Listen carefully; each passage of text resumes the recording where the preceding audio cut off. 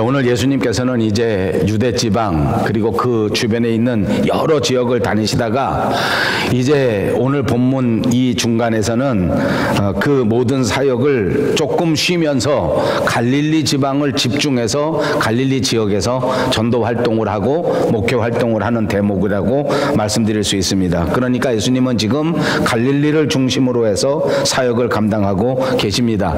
이 말씀은 다시 말하면 이 갈릴리 지방에서 좀 더 그냥 완전 오픈된 그런 전도 활동이라기보다는 예수님을 믿고 예수님을 따르기로 한 좀 더 깊은 차원의 사람들, 우리 요즘 말로 하면 예수님의 제자가 되는 사람들, 이제 앞으로 더 큰 일을 감당할 사람들을 중심으로 해서 이제 사역을 감당하신다라고 해석할 수 있을 것입니다.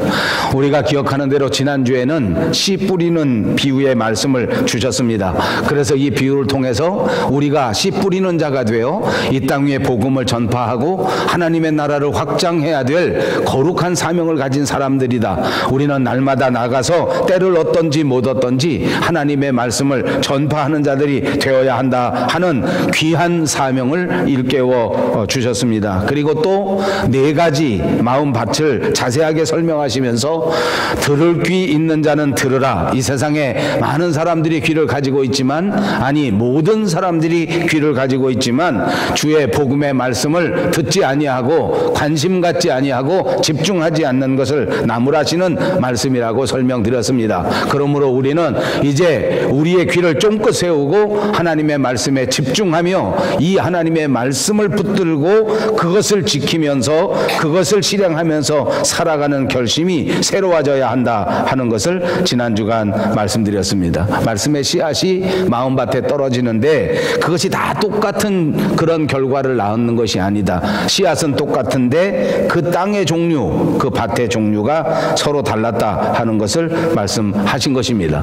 이렇게 비유의 말씀을 하신 이후에 곧바로 오늘 본문의 말씀을 하신 것입니다. 오늘 본문도 그리 길지 않은 그런 절을 통하여 하신 말씀이지만 그럼에도 불구하고 이 내용은 우리가 금방 빨리 이해하기는 결코 쉽지 않은 대목이라고 생각합니다. 왜냐하면 예수님께서는 계속해서 비유로 이 말씀을 계속하고 계시고, 그리고 그 비유가 정확하게 어떤 뜻이다 하는 것을 설명해 주시지 않기 때문에 이것을 우리가 어떻게 받아들일 것인가, 그리고 이 비유의 말씀을 우리가 어떻게 해석할 것인가 하는 것에 대해서는 그리 쉽지 않다, 그런 말씀입니다. 뿐만 아니라 이 비유가 서로 연결되지 않는 것처럼 보입니다. 요즘 말로 하면 예수님의 비유 자체가 정말 뜬금없습니다. 오늘 16절 본문 말씀에서는 이제 빛에 관한 이야기를 말씀하실 때에 비유로 말씀을 시작하십니다. 17절에 가면 빛의 원리에 대해서 자세하게 설명하고 18절에 가면 그것을 적용하는데, 적용할 때 그러므로 너희가 어떻게 들을까 스스로 삼가하라 라고 말합니다. 어떻게 듣는가 하는 것이 중요하다. 다시 말하면 지난 주간에 말씀의 밭을 말씀하신 것과 똑같이 연결해서 우리가 하나님의 말씀을 어떻게 받아들이느냐 하는 그 태도가 너무너무 중요하다. 우리가 하나님의 복음을 대하는 태도를 돌아보게 하고 여기에 대하여 다시 한번 우리의 심령이 어떠한 상태인가, 우리의 마음이 어떠한 상태인가, 우리의 믿음이 어떠한 상태인가를 점검하게 하는 말씀이라고 생각합니다. 다시 말하면 어떻게 들을까 스스로 삼가하라. 이 말은 무슨 말입니까? 제발 하나님의 말씀을 잘 들어야 된다, 그 말입니다. 제발 하나님의 말씀을 잘 들으시는 여러분들이 되시기를 주님의 이름으로 축복합니다.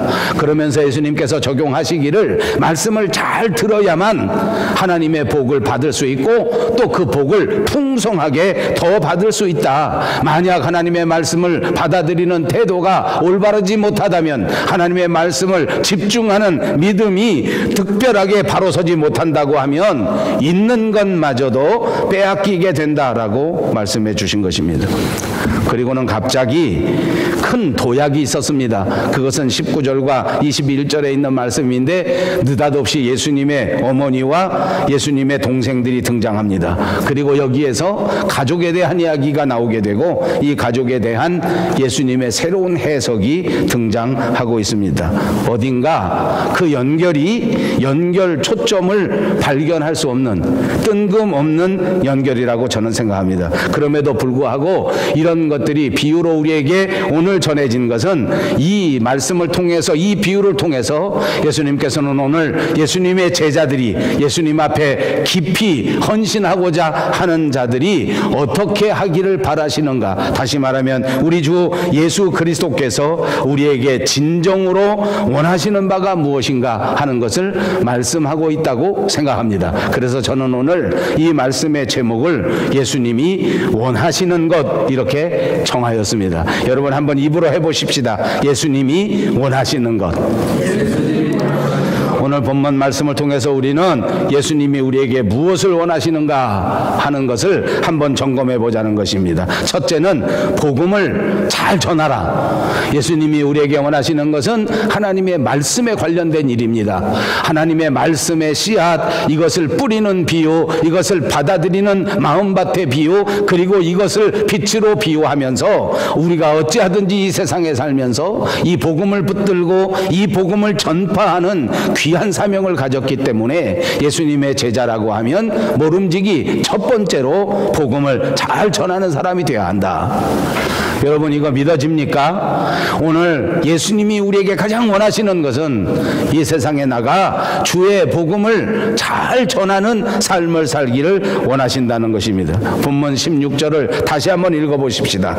누구든지 등불을 켜서 그릇으로 덮거나 평상 아래에 두지 아니하고 등경 위에 두나니 이는 들어가는 자들로 그 빛을 보게 하려 함이라. 숨은 것이 장차 드러나지 아니할 것이 없고 감추인 것이 장차 알려지고 나타나지 않을 것이 없느니라. 여러분 오늘 저와 여러분이 사는 이 세상은 한마디로 어둠의 세상이다 라고 말할 수 있습니다. 어찌 보면 점점 더 어두워져 가고 있는 현실입니다. 우리의 삶에 이런저런 모습들이 모두가 다 어둠의 그림자가 깔려 있다고 해도 과언이 아닙니다. 정치에도 어둠이 밀려오고 문화에도 어둠이 가득 차 있고 오늘 우리가 믿는 신앙의 생활에도 교회에도 어두움이 차츰 밀려 들어오고 있는 것입니다. 이런 상황 속에서 예수님은 우리 제자들이, 우리 믿는 사람들이 빛이라고 비유해 주고 있는 것입니다. 예수님은 이런 어둠 속에서 살아가는 저와 여러분을 알고 계시면서 우리의 사명 가운데 가장 중요한 것이 빛이다. 우리 성도의 사명이라고 하는 것은 이 어두움이 가득 찬 세상 속에서 빛으로 살아야 한다 하는 것을 가르쳐 주시는 말씀인 줄로 믿습니다. 빛이 무엇입니까? 어둠을 밝히는 것입니다. 빛이 무엇입니까? 성경이 우리에게 가르치는 빛은 바로 창조를 말하는 것입니다. 하나님은 천지를 창조하실 때에 제일 먼저 빛을 창조하셨기에 빛은 창조의 시작입니다. 그러므로 그리스도인이 이 세상에 살아가면서 하나님의 말씀의 빛을 받아 이 삶을 시작하는 자체는 사명의 삶의 시작이요 그리스도인의 삶의 시작이요 하나님의 뜻을 이루는 하나님 나라의 시작이 되는 사명이라고 하는 사실을 깨달아 알아야 할 것입니다. 빛이 있은 다음 동물도 만드셨고 빛을 창조하신 다음 식물도 만드셨고 그 다음에 사람도 만드셨습니다. 빛은 창조의 시작일 뿐만 아니라 창조의 원동력이라고 말할 수 있습니다. 빛이 있으므로 역사가 시작되었고 이 빛을 통하여 새 역사가 이루어지는 것입니다. 빛으로 구원의 역사가 시작되어졌다는 사실을 기억하시기를 바랍니다. 빛 때문에 어둠이 물러가고 이 빛 때문에 드디어 우리의 삶의 모든 모든 형편 가운데 광명한 세계가 펼쳐지게 되는 것입니다. 오늘 본문에서 등불을 켜서라고 말합니다. 이 모습은 바로 우리 성도들의 모습을 보여주는 것입니다. 등불을 켜는 것입니다. 그러므로 예수님의 제자가 무엇입니까? 등불을 켠 존재입니다. 우리 성도의 모습은 켜진 등불이라는 사실을 기억하시기를 바랍니다. 오늘 앉아 예배하는 여러분 모두의 그 삶의 정체성은 바로 그리스도와 함께 빛으로 켜진 등불입니다. 예수님이 이 세상에 비친 것처럼 저와 여러분도 이 세상의 빛이라는 것입니다. 주 안에서 생명과 빛은 바로 하나입니다. 요한복음 1장 4절에 그 안에 생명이 있었으니 이 생명이 사람들의 빛이라 라고 기록해 두었습니다. 성도는 하나님의 자녀가 되고 하나님의 자녀가 되는 그 순간 하나님의 생명을 나누어 받고 이로써 세상의 빛으로 거듭나게 된 것입니다. 그러므로 우리는 이 세상에서 빛으로 나타난다는 사실을 기억하시기를 바랍니다. 물론 우리는 이 세상에서 아주 조그마한 작은 빛으로 시작합니다. 그러므로 우리가 해야 할 일은 이렇게 작은 빛으로 시작한 우리의 인생을 점점 더 큰 빛으로 점점 더 환하게 비칠 수 있는 빛으로 만들어 가야 한다는 것이 저와 여러분에게 주어진 사명이라는 사실을 잊지 마시고 기억하시기를 바랍니다. 빛이 되느냐 되지 않느냐 하는 것은 문제가 아닙니다. 이미 빛이 되었습니다. 그러므로 이제부터 우리가 빛이 되기 위한 노력은 필요 없습니다. 이제부터 우리가 신앙생활하는데 내가 빛이 되기 위하여 어떻게 해야 되겠다. 하나, 둘, 셋, 7가지, 8가지, 10가지 이것은 나 성경에 맞지 않는 말입니다. 빛이 되었습니다. 어떻게 하면 이 빛을 더 찬란하게 어떻게 하면 이 빛을 더 크게 만들어 가느냐 첫째, 둘째, 셋째의 목표를 정하는 일이 우리에게 필요합니다. 그것이 우리가 해야 할 일입니다. 여러분 빛을 비추기 위해서는 무엇이 필요한지 아십니까? 연료가 필요합니다. 기름이 필요합니다. 그래서 성경은 우리에게 가르쳐 주었습니다. 성령의 기름으로 빛을 비추어야 한다. 사람들은 등불을 켜서 그것을 그릇으로 덮어버리거나 또는 상 아래 낮은 곳에 두지 않습니다. 오히려 등경 위 높은 곳에 두어서 이 빛을 통하여 많은 사람들이 혜택을 받고 이 빛을 통하여 많은 사람들이 어둠 속에서 길을 찾을 수 있도록 만들어 주는 것입니다. 그러나 우리 성도들은 빛인데도 불구하고 이 빛을 등불을 켰는데도 불구하고 이 빛을 감추거나 또는 저 밑에 낮은 곳에 숨겨놓고 산다는 것입니다. 어떻게 보면 겸손해서 그런 것입니다. 겸손해서 그렇습니다. 저는 목회 생활하면서 이런 분들을 많이 보았습니다. 제가 초창기에 목회할 때에 아주 훌륭한 집사님 한 분이 계셨는데 그분이 늘 저에게 말하는 것입니다. 목사님, 저는 세상에 나가서 내가 그리스도인이라는 말을 하지 않습니다. 직장에 가서도 나는 예수 믿는다는 말을 하지 않습니다. 예수 믿으면서 혹시 내가 잘못해서 하나님 영광 가리울까 봐 그렇습니다. 저는 오랜 시간이 지났지만 그분을 늘 존경하고 그분의 신앙을 늘 좋아하기 때문에 그분의 겸손함을 하나도 의심하지 않습니다. 정말 겸손해서 그런 행동을 한 것입니다. 그런데 제가 목회를 오래 하면서 보니까 사람들마다 다 정말로 겸손해서 그렇게 하는 것이 아니더라 하는 것을 또 발견하게 되었습니다.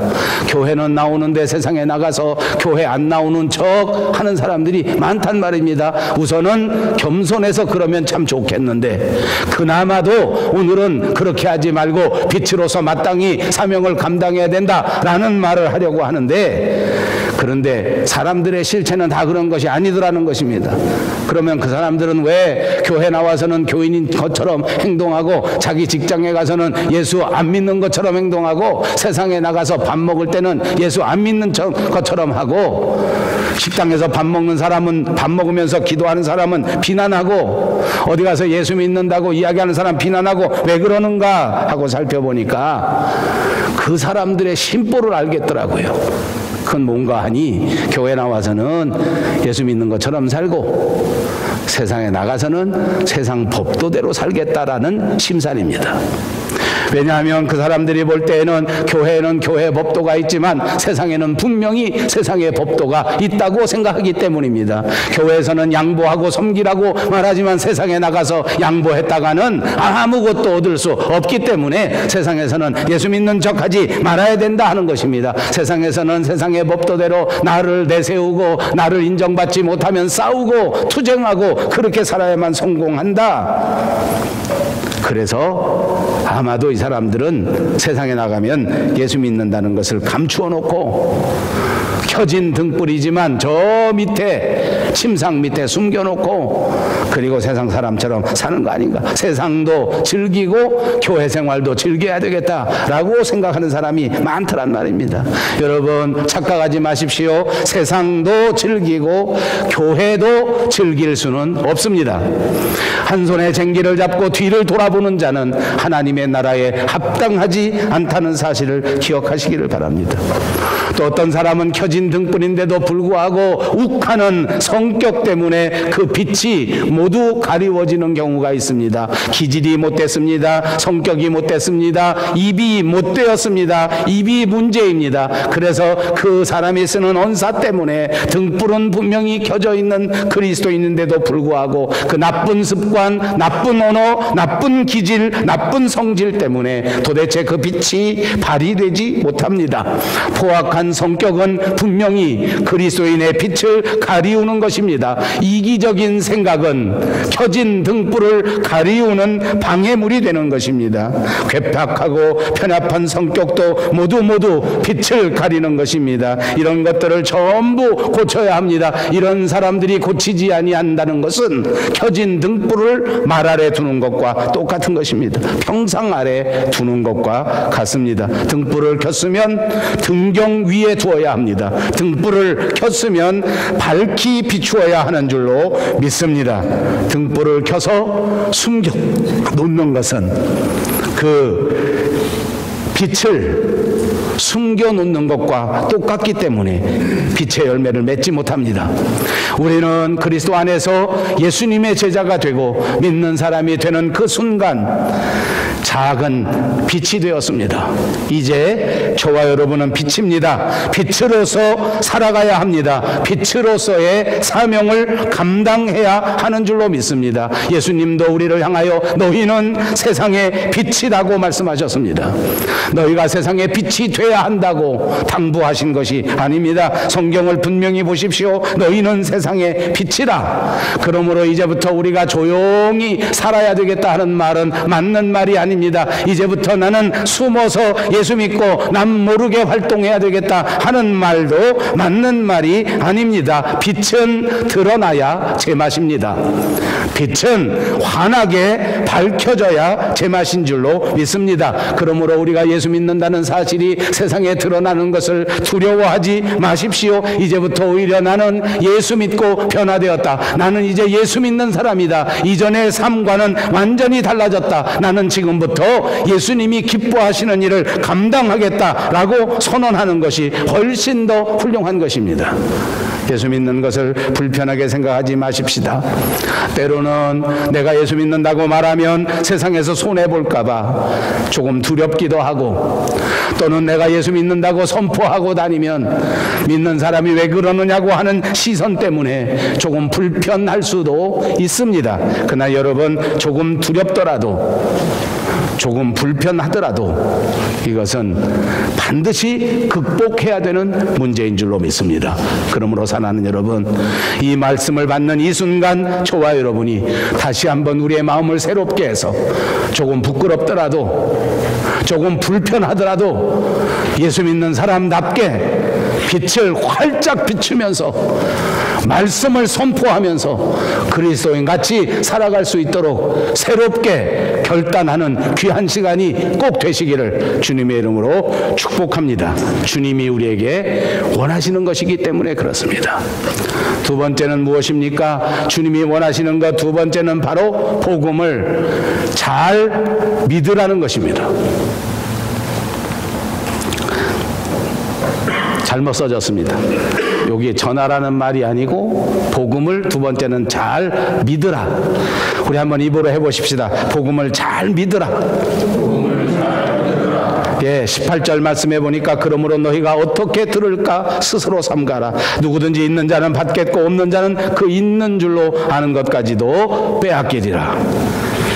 여기서 생각해야 할 것은 말씀을 대하는 우리의 자세입니다. 지난 주간에 말씀드린 것처럼 씨 뿌리는 비유를 보았는데 거기 땅의 비유가 있지 않습니까? 그 중에 우리는 옥토밭이 돼야 돼. 좋은 땅이 되어야 한다는 것. 자기 스스로의 마음을 살펴서 내가 과연 하나님의 말씀을 좋은 밭이 되어 옥토밭이 되어 그 말씀을 받아들이고 그 말씀을 받아서 그 말씀에 싹을 틔우고 그 말씀을 무럭무럭 성장하게 만들고 그 말씀을 통해서 아름다운 열매를 맺고 있는가 하는 것을 살펴보라는 말입니다.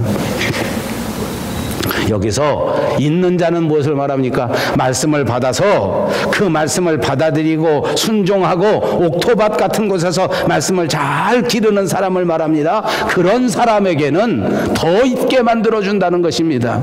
내가 노력해서 말씀을 받아들이고 내가 노력해서 복음의 역사를 이루면 내가 한 가지를 하면 성령께서 우리에게 도와서 30배, 60배, 100배로 엄청난 그런 성장을 보여준다는 말씀인 줄로 믿습니다. 그런데 이 말씀을 받아들일 때 길가처럼 말씀이 씨앗도 먹히지 않는 사람, 마치 길가 같은 밭이 되어서 말씀을 듣기는 듣는데 도대체 마음속에 아무 받아들이는 일이 없는, 씨도 먹히지 않는 사람 어떻게 되는지 아십니까? 점점 더 하나님과 멀어지게 되고 있는 말씀의 은혜조차도 빼앗기게 된다. 스스로 하나님의 사람이라고 생각하지만, 스스로 하나님의 백성이라고 생각하지만, 그러나 하나님의 자녀가 되는 특권마저도 없어지게 된다라는 정말로 엄중한 경고의 말씀인 줄로 믿습니다. 여러분, 제가 목회 생활하고 제가 인생을 살아보니까 이 말씀은 진짜 진리입니다. 말씀을 받아들이고 말씀을 순종하면 할수록 점점 더 순종을 잘하게 되더라고요. 말씀을 잘 받아들이고 한 번 순종한 사람이 두 번째 순종하게 되고 두 번 순종한 사람이 10번 순종하게 되더라고요. 한 번 말을 듣지 않는 사람, 한 번 정말로 하나님을 거절한 사람은 점점 더 문제가 되더라고요. 여기서 강조하는 게 뭔지 압니까? 예수님은 우리에게 말씀을 받는 태도를 다시 한번 돌아보라는 것입니다. 내가 정말 하나님의 말씀이 귀한 말씀으로 알고 내 생명을 살릴 수 있는 말씀으로 알아서 스스로 날마다 그 말씀을 상고하고 정말 이 말씀이 내 인생의 축복의 말씀이구나 라는 것을 생각하면서 살고 있는가 하는 그런 태도를 다시 한번 우리에게 촉구하는 거예요. 여러분 어떻습니까? 여러분 살면서 매일매일 생각할 때 삶의 현장 가운데서 정말 내게 주어지신 이 귀한 하나님의 말씀이 내 인생을 올바로 세우는 하나님의 말씀이 될 것이다 라고 생각하면서 이 말씀 다시 한번 찾아보고 이 말씀 다시 한번 해석해보고 이 말씀 다시 한번 묵상해보고 그렇게 살고 있느냐 말입니다. 만약 여러분이 그렇게 살고 있다고 하면 하나님은 여러분에게 30배, 60배, 100배의 결실을 주셔서 여러분 지식으로 받아들일 수 없는 그 엄청난 하나님의 놀라운 말씀을 몽땅 이해할 수 있게 만들어 주실 줄로 믿습니다. 이것이 하나님의 법이라는 거예요. 근데 분명히 받아들여야 할 진리의 말씀도 받아들이지 않고 정말로 역사가 입증해주는 예수는 그리스도다 하는 이 귀한 사실도 받아들이지 않고 내가 예수 믿고 예수님 앞에 철저하게 순종해야 내 인생 성공할 수 있다라는 사실도 받아들이지 않고 그리고 매일같이 불평하고 매일같이 의심하고 매일같이 원망하면 어떻게 된다는 것입니까? 하나님 앞에 선택받고 자녀가 된 이 엄청난 특권마저도 뺏겨버리고 마지막에 가서는 진짜 철양맞게도 하나님의 심판을 받는 자리로까지 떨어져 버리고 만다는 거예요. 복된 자리에서 뚝 떨어져서 심판받는 자리로 떨어진다는 것입니다. 예수 믿는 집안에서 태어나고 교회를 다 다녔는데도 불구하고 마지막 때에 가서 멸망 얻는 심판의 자리에 들어간다고 하면 그게 얼마나 정말 기가 막힌 것입니까? 여러분, 예수님이 우리에게 바라는 게 뭔지 압니까? 잘 믿으라는 것입니다. 이거 믿습니까? 오늘 여러분에게 분명히 말씀합니다. 예수님이 여러분에게 원하는 것은 잘 믿으라는 것이에요. 입으로 한번 해보십시다. 잘 믿으라는 것입니다. 잘 믿어야 하나님의 자녀가 이 땅에 살아갈 때 축복된 삶을 살 뿐만 아니라 잘 믿어야 하나님이 이 세상에 살면서 기름진 삶을 살게 하시고 마지막 주님 만났을 때 영원한 생명을 누릴 수 있는 면류관을 주신다는 약속의 말씀인 것입니다. 잘 믿는다는 거예요. 확실히 믿는다는 거예요. 그리고 그 뜻이 또 하나 있습니다. 믿는다는 말은 충성한다는 말입니다. 성령이 임하시면 잘 믿게 되고, 성령이 임하시면 확실하게 붙들게 되고, 성령이 임하시면 그 다음부터 충성되이 일하는 일꾼이 된다는 것입니다. 여러분, 우리 스스로의 자세를 다시 한번 봅시다. 내가 정말 충성하고 있나? 아버지, 저 이면미 자매는 충성하고 있는 것 같아요. 네. 저렇게 교회를 안 빠지고 나오는 거 보니까 충성하고 있는 거죠. 아주. 아버지, 제가요 너무 엄한 얘기라서 하나만 쉬운 얘기 해볼게요. 제가 살아보니까 진짜 있는 자에게는 하나님이 은혜를 훨씬 더 주고, 없는 자에게는 그냥 훨씬 없애주더라고요. 우리 문경수 교수님 같은 음대 교수님이 계시는데 이런 말하긴 내가 정말 죄송한데, 제가 어렸을 적에 음치 노래를 못 불러가지고 학교에 가면 그 마지막 이제 그 학교가 다 끝나고 종강식을 한다든지 학년이 끝나고 다학년 올라가면 그 왜 이렇게 불러내고 노래를 시켜요, 선생님들이. 그 저를 꼭 불러내요. 왜냐하면 제가 어려서부터 공부를 잘해서 맨날 반장, 아버지 이런 거 이외에는 해본 적이 없으니까 반장 나와서 노래 불러라 그래요. 그럼 노래를 못 불러. 무궁화 무궁화 우리나라 꽃 이렇게 합니다. 그냥 무궁화 이게 안 돼요. 음치라. 무궁화 무궁화 우리나라 꽃 이렇게 불러서 제 별명이 어렸을 적에 무궁화 무궁화 우리나라 꽃 이거였습니다. 근데 어느 날 하나님이 제게 찬송가를 음에 맞게 부를 수 있는 은혜를 주시더라고요. 언제 주셨는지는 제가 모릅니다. 제가 솔직히 고백하건대 나의 갈 길 다가도록 이걸 못했었어요. 저는 교회 개척하면서 제일 큰 문제가 뭐였냐면 반주자가 없으면 큰일입니다. 나는 우리 정미 집사님이 얼마나 이쁜지 몰라. 생긴 건 저렇게 생겼어도 내가 무지하게 이뻐요. 반주자가 없으면 큰일이야. 제가 처음 개척할 때 제 아들은 뭐 토요일 날도 교회 가서 설교 연습을 막 4시간 5시간 한답니다. 가서 강단에 올라가서 그대로 설교 원문을 가지고 3시간씩 4시간씩 그대로 똑같이 해본대요. 시간 안 틀리게 하기 위해서도 하고 설교를 안 잊어버리기 위해서도 연습한대요. 저는 처음에 교회를 개척하고 설교 준비도 무지하게 많이 했지만 찬송가를 100번씩 불러야 했습니다. 음을 못 맞추니까. 제 아내가 피아노를 띵똥띵똥은 쳐요. 정미 집사처럼 잘은 못 쳐도 띵똥띵똥 칩니다. 피아노 치고 저는 토요일 내내 찬송을 연습합니다. 그럼 찬송도 뭐 어려운 걸 연습하면 내가 남한테 책을 썼을 거예요. 그게 맨날 그게 나의 갈 길 다가도록 그게 안 돼요. 근데 어느 날 하나님이 은혜를 주시더라고요. 어느 날 지금 잘하는 건 아니지만 다른 교회 가면 저보고 찬송 잘한다고요. 지난번 우리가 박사학위 과정 졸업식 했거든요. 졸업식 할 때 제가 사회를 인도해야 되니까 졸업식 할 때 부르는 찬송가를 제가 나가서 했습니다. 서양 사람들이 네 보이스가 최고라는 거예요. 아버지, 아무도 안 웃어 거기서. 이거 비웃는 거야 이거. 아버지, 예. 하나님이 하려고 하는 자에게는 은혜를 주신다는 말이에요. 그런 자요. 아무리 좋은 은사를 받은 뭐 어려서부터 노래 잘하고 음악 잘하고 평생 찬송 하나도 안 부르다가 나이 60살 되면 노래 하나도 못 불러요. 하나도 못 불러. 시켜보세요. 노래방 가서 시켜도 못해요. 그 못해요. 왜? 안 하는 자에겐 하나님이 있는 것도 뺏어가더라고요. 열심히 노력하는 자에겐 하나님이 있는 것도 풍성하게 주더라고요. 우리가 하나님의 말씀에 충성하고 말씀을 받아들이고 더 열심히 믿으려고 노력하면 하나님이 그때 30배 60배 주시는 거예요. 모든 신령한 은사를 주시는 거예요. 왜냐하면 주의 일 감당하라고 주시는 겁니다.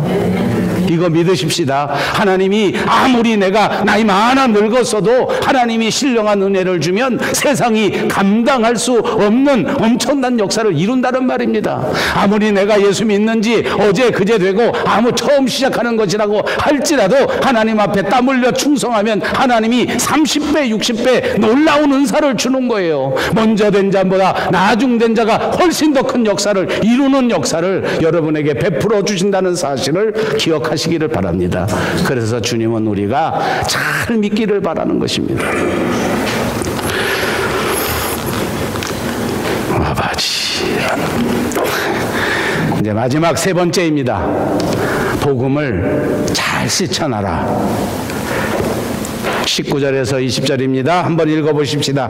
예수의 어머니와 그 동생들이 왔으나 무리로 인하여 가까이 가지 못하니 어떤 이가 알리되 당신의 어머니와 동생들이 당신을 보려고 밖에 서 있나이다. 예수께서 대답하여 가라사대 내 동생들은 곧 하나님의 말씀을 듣고 행하는 이 사람들이라 하시니라. 아멘. 여기는 예수님의 새로운 인생 철학이 등장하고 있습니다. 하나님께서 우리 인간에게 주신 가장 아름다운 축복 가운데 하나는 아마도 가정일 것이라고 생각합니다. 인간은 가정을 통해서 세상을 살고 인간은 가정을 통해서 행복을 실현하고 인생은 가정을 떠나서는 행복하게 살기가 참 어렵습니다. 그러므로 우리 인간에게 주신 가족이라고 하는 것은 정말 친밀한 집단이고 사랑과 행복을 실현할 수 있는 아름다운 공동체가 되는 것입니다. 그러니까 가족관계라고 하는 게 되게 중요한 것은 분명하지 않습니까? 오늘 본문 말씀에서는 예수님께서 이 가족관계를 해석해 주시는데 정말 영적인 차원에서 해석해 주는 겁니다. 우리가 생각할 때는 가족이라고 하면 무조건 피를 나누어야 되는 것이라고 생각합니다. 육신적인 혈연관계만 생각합니다. 오늘 주님의 철학을 보니 육신적인 혈연관계를 뛰어넘는 새로운 가족관계의 개념을 말씀하십니다. 내 어머니와 동생들은 곧 하나님의 말씀을 듣고 행하는 이 사람들이라. 제가 듣고 행하는 여기에다가 스트레스를 두었습니다. 예수님은 이 가족의 개념을 설명할 때 두 가지 중요한 걸 말씀한 겁니다. 하나님의 말씀을 듣는 사람입니다. 예수님은 이 하나님의 말씀을 귀담아 듣는 사람이 내 가족이다 라고 천명하신 것입니다. 누구든지 나의 이 말을 듣고 행하는 자는 그 집을 반석 위에 지은 지혜로운 사람이다. 누구든지 예수님의 말씀을 받아들이고 그 말씀을 듣는 사람은 하나님의 제자일 뿐만 아니라 이 세상에 가장 지혜로운 사람이라고 했습니다. 또 주님이 해석해 주시기를 우리 가족이라고 하는 것은 그 말씀을 실천하는 것이다. 예수님이 오늘 말하지 않습니까? 나의 말을 듣고 행하는 그 자가 바로 나의 가족이야. 바로 나의 어머니요. 바로 나의 동생들이다 라고 분명히 말씀합니다. 여러분, 제가 해석하기에는 예수님이 말씀하신 이 새로운 가족이 어떤 건지 아십니까? 그것이 바로 교회입니다. 이 교회는 혈연관계를 뛰어넘는 하나님의 새로운 단체, 예수 그리스도의 새로운 해석에 꼭 맞는 바로 가정이라고 말할 수 있습니다. 혈연관계를 뛰어넘는 그런 새로운 가정입니다. 더 큰 의미에서 가정입니다. 하나님의 말씀을 듣고 그 말씀을 행하는 사람들이 함께 모여서 하나님의 축복을 누리고 하나님 안에서 행복을 누리고 하나님 안에서 찬양을 드리고 하나님 안에서 예배를 드리고 하나님 안에서 기쁨을 누리는 그곳이 바로 교회입니다. 그러므로 이 교회야말로 예수님이 이 땅 위에 우리에게 주신 진정한 축복의 단체요, 이 세상 가장 소중한 가정인 줄로 믿으시기를 바랍니다. 그러므로 사랑하는 여러분, 오늘 저와 여러분이 섬기는 우리 교회를 다시 한번 깊이 생각하시기를 바랍니다. 교회를 위하여 내 마음을 새롭게 하시기를 바랍니다. 이제 이 교회를 세우고 이 교회를 섬기는데 다시 한번 더 열심히 봉사하고 더 열심히 헌신하기로 결심하기를 주님의 이름으로 축복합니다. 우리의 삶을 온전히 우리 교회 중심으로 예수님이 세워주신 새로운 가족을 중심으로 살기로 결심할 수 있는 저와 여러분이 꼭 되시기를 바랍니다. 누가 나의 가족이냐? 이렇게 말씀하신 주님을 바라보십시오. 이 주님의 심정을 한번 생각해 보십시다. 오늘 주님은 제자들에게 이렇게 말씀하시면서 너희가, 교회가 예수님의 진정한 가족인데 오늘 내가 찾는 가족이 바로 너희들이다라고 말씀하는 것 아닙니까? 사랑하는 여러분, 오늘 이 주님의 말씀 앞에서 주여 제가 주님의 동생입니다, 주여 제가 주님의 자녀입니다 라고 대답할 수 있는 저와 여러분이 되셔서 하나님을 기쁘시게 하는, 하나님이 가장 원하는 것을 이 땅 위에 실현할 수 있는 아름다운 형제 자매들이 꼭 되시기를 주님의 이름으로 축복합니다.